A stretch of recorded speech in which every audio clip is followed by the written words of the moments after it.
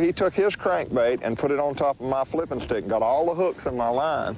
And then he pulls out here on this hot spot and blocks me off. You know, that was a funny strike, though.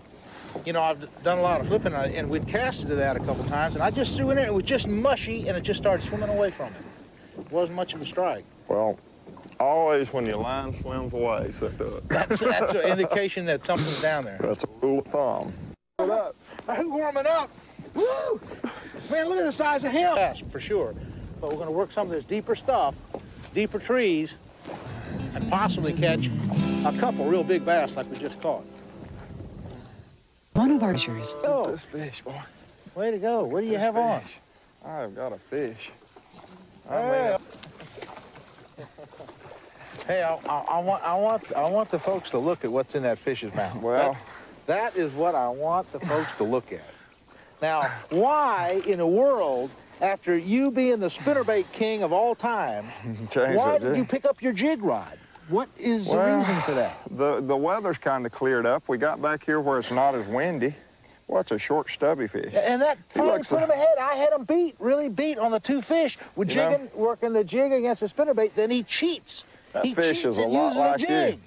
He's short and stubby. It's a big one, son. That's about 6 pounds. That's a really good fish, 5-something, but it's a big fish. Yeah. I'll tell you what I'm going to do. I told you there's some fish Do you want me in to fish the spinnerbait? No, I figured with this cloud cover moving out and it's getting a little lighter and the wind dying down, we got back here where it's calm and I could fish.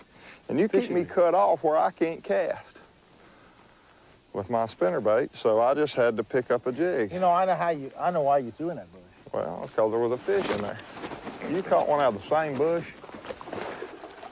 Yeah. Huh? Yeah, same bush. Sorry. Huh? Not as big as yours, though.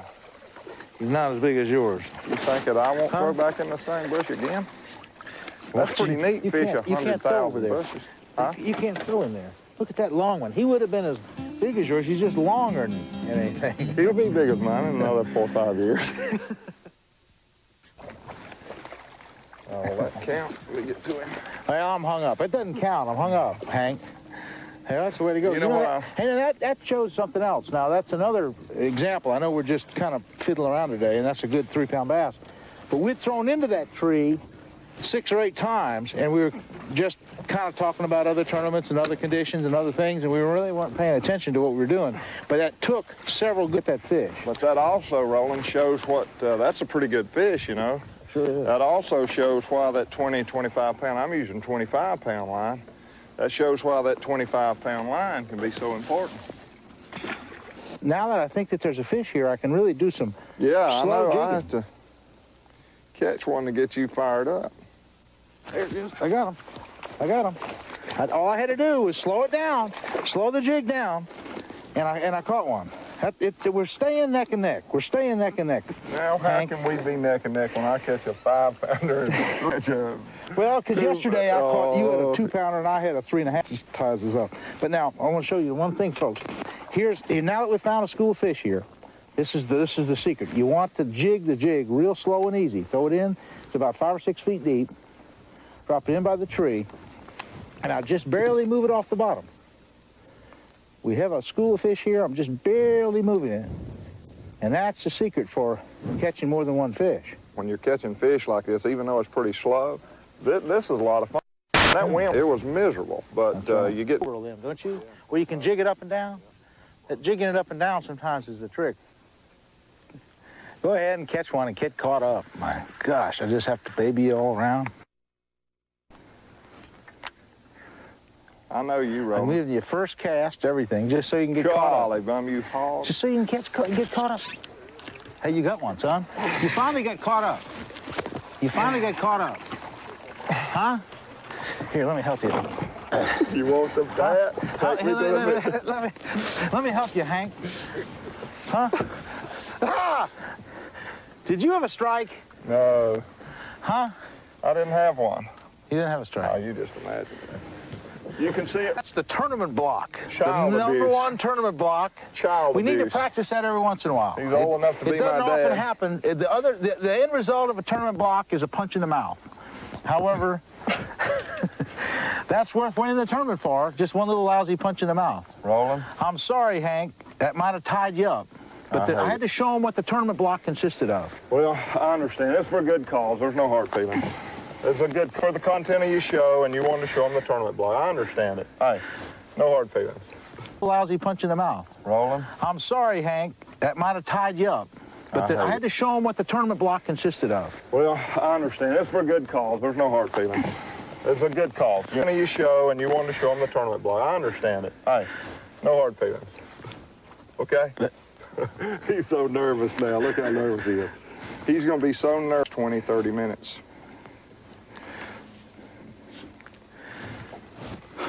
He's nervous as a cat. You ready? Okay. You take the right, and I'll take the left. Okay. You take there. I'll go a little farther back. Now, if the hit on cue, we'd have had it made. You hit on cue, son. I'm going to see if there's another one in there. He's hit on cue. He hit on cue. Exactly what we said might happen, and there might well be another fish in here. I snubbed it up to the limb, kind of hard and tight, and he actually just sucked it off the limb. Another big, huge bass. Really, really a nice one. Boy, I have to get back on that. That's just a huge bass. There's a strike. I got him. Oh, hey, there he is. All right, look at the hey. That's a good fish. I got one. Come on out of here, boys. I thought I'd fooled you. Boys, this will about tie it up if I get it in. Huh? What can I do? Let's go the other way. I'll tell you what, folks. God, look what Hank's doing. Get out of here. Anyway, come on. Sorry, the winning fish is on the line. The winning fish is here to be caught, to be released and again another day. The winning fish, folks, a fat and sassy 6-pound bass, the biggest one of the whole trip, has been caught using the proper flip cast technique on a big jig. No wonder you caught him. Yeah. But anyway, folks, despite the kidding around that Hank and I have done, we've caught some beautiful bass today. You know, that's 4 bass we've caught over 5 pounds. That fish is over 6. A gorgeous fish to be caught on a gorgeous lake, 87,000-acre bass capital of Texas, Falcon Reservoir. So, folks, take some of these cold weather techniques to heart. Remember about 50, 52, 53-degree water temperature, how to jig and how to slow roll a spinnerbait. I think you can catch big fish like this, too. We'll see you again next week. How about it, Hank? Good deal. Good deal.